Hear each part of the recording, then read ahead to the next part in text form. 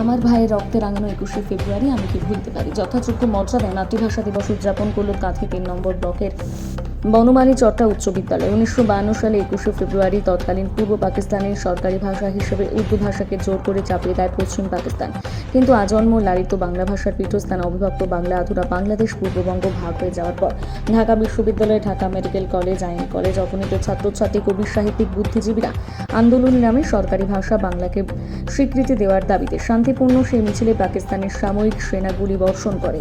বহুজন নিহত হয়। সালাম, বরকত, জব্বর সহ আরও অনেকে। পাকিস্তান বাধ্য হয় বাংলা ভাষাকে সরকারি ভাষার মর্যাদা দিতে। 1999 সালের 17 নভেম্বর ইউনেস্কো এই দিনটিকে আন্তর্জাতিক মাতৃভাষা দিবস বলে ঘোষণা করে। তারপর থেকে দিনটি আন্তর্জাতিক ভাষা দিবস হিসেবে পালিত হয়ে আসছে। পূর্ব মেদিনীপুর থেকে রাজকুমারের রিপোর্ট, বিগ নিউজ। আমার ভাইয়ের রক্তে রাঙানো 21শে ফেব্রুয়ারি আমি কি ভুলতে পারি। ছেলে আড়াশত মায়ের অশ্রু গড়ায় ফেব্রুয়ারি আমি কি ভুলিতে পারি।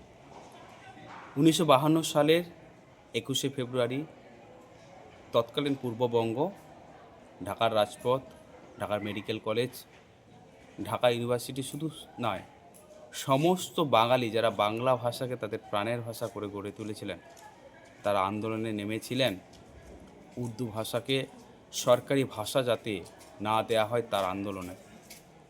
পৃথিবীর ইতিহাসে ভাষার জন্য এই আন্দোলন এবং ভাষার জন্য এই আত্মবলিদান তা কিন্তু এখনও চলছে।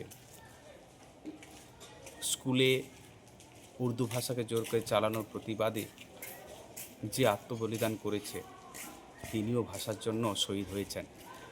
আন্তর্জাতিক মাতৃভাষা দিবস, পৃথিবীর সুমিষ্ট ভাষা বাংলা ভাষা। কিন্তু কষ্ট হয় তখন যখন দেখি বাংলা ভাষার মধ্যে জোর করে কিছু উর্দু ভাষাকে ঢোকানো হচ্ছে। যে উর্দু ভাষার বিরুদ্ধে বাংলা ভাষা আন্দোলন ছিল। পৃথিবীর কোনো ভাষাই অসম্মানজনক নয়, প্রত্যেক ভাষাই সম্মানীয়। প্রত্যেকটি ভাষাভাষীর মানুষ আজকে তাদের দিনটিকে, 21শে ফেব্রুয়ারি দিনটিকে আন্তর্জাতিক মাতৃভাষা অর্থাৎ তাদের ভাষা যে সুন্দর এবং সুমিষ্ট সেটা পালন করছেন। 1991 সালে 17 নভেম্বর ইউনেস্কো আন্তর্জাতিক মাতৃভাষা দিবস হিসেবে এই দিনটিকে ঘোষণা করে। 2000 সালের পর থেকে আমরা এই দিনটিকে যথাযোগ্য মর্যাদায় স্কুল, কলেজে, বিদ্যালয়ে পালন করছি। আমাদের বিদ্যালয় 2014 সাল থেকে সেই যে চলছে, আমরা কিন্তু আমাদের ছাত্রদের মধ্যে প্রত্যেকের মধ্যে ত্বরান্বিত করছি। পাখি সব করে রব, রাতি পোহাইল, কাননে কুসুমকুলি সকলই ফুটিল। এটাও বলতে পারি, সুজলাং সুফলাং মালায়তে শীতলাম, শস্য শ্যামলাম মাতরম, বন্দে মাতরম। যে মা, এই বাংলা ভাষাই আমাদের মা।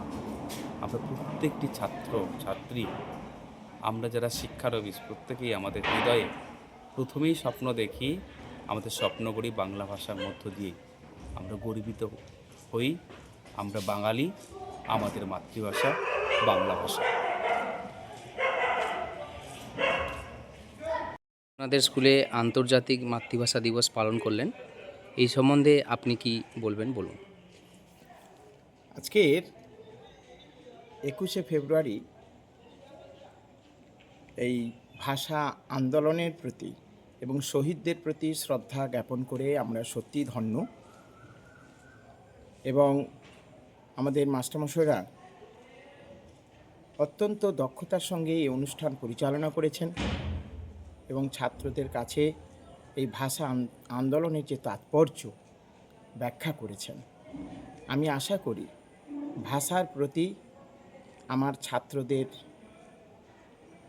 একটি আকর্ষণ তৈরি হবে এবং ভাষার প্রতি তারা আরও বেশি দায়িত্বশীল হয়ে উঠবে এবং বাংলা ভাষাকে তারা নিশ্চিতভাবে অনেক বেশি এগিয়ে নিয়ে যাওয়ার চেষ্টা করবে, এটা আশা করছি।